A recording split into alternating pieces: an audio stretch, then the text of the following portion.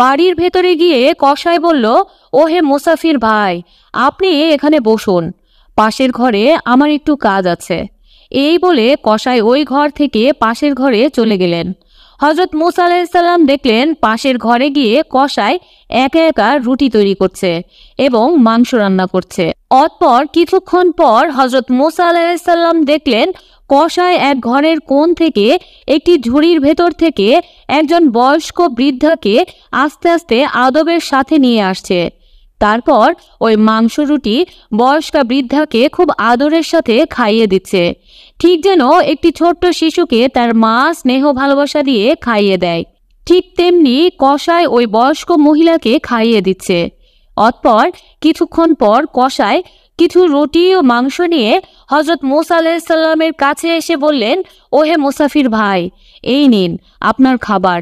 আমার খাবার দিতে একটু দেরি হয়ে গেল, আসলে আমার একটু কাজ ছিল, এই জন্যই আপনাকে আগে খাবার দিতে পারিনি।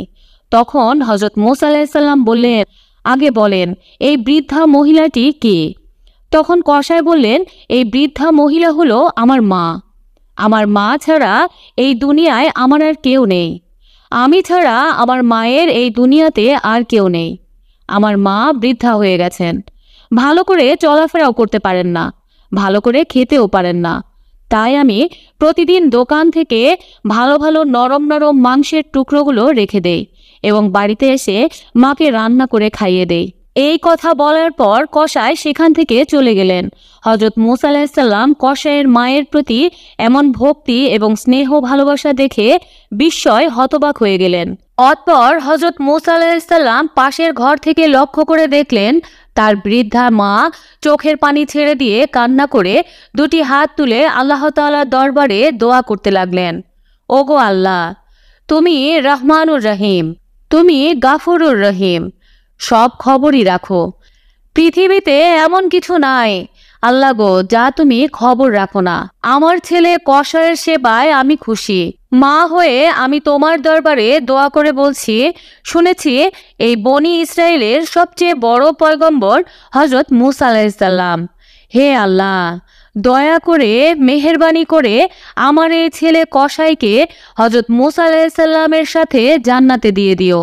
অতঃপর মূসা আলাইহিসসালাম বাড়িতে না গিয়ে তুর পাহাড়ের দিকে রওনা হলেন। তুর পাহাড়ের উপরে গিয়ে হযরত মূসা আলাইহিসসালাম বললেন, হে আল্লাহ, আমি কসাইয়ের বাড়িতে গিয়ে দেখলাম কসাইয়ের মধ্যে শুধুমাত্র অতি ভক্তি সেবা ছাড়া আর তেমন কিছুই দেখতে পেলাম না। তখন গায়েব থেকে আওয়াজের মাধ্যমে মহান রাব্বুল আলামিন হযরত মূসা আলাইহিসসালামকে উদ্দেশ্য করে বললেন, হে মূসা, তুমি জেনে রাখো যে আমলের কারণে কসাই তোমার সাথে জান্নাতে যাবে সেটা হলো তার মায়ের অতি ভক্তি ও মায়ের সেবা।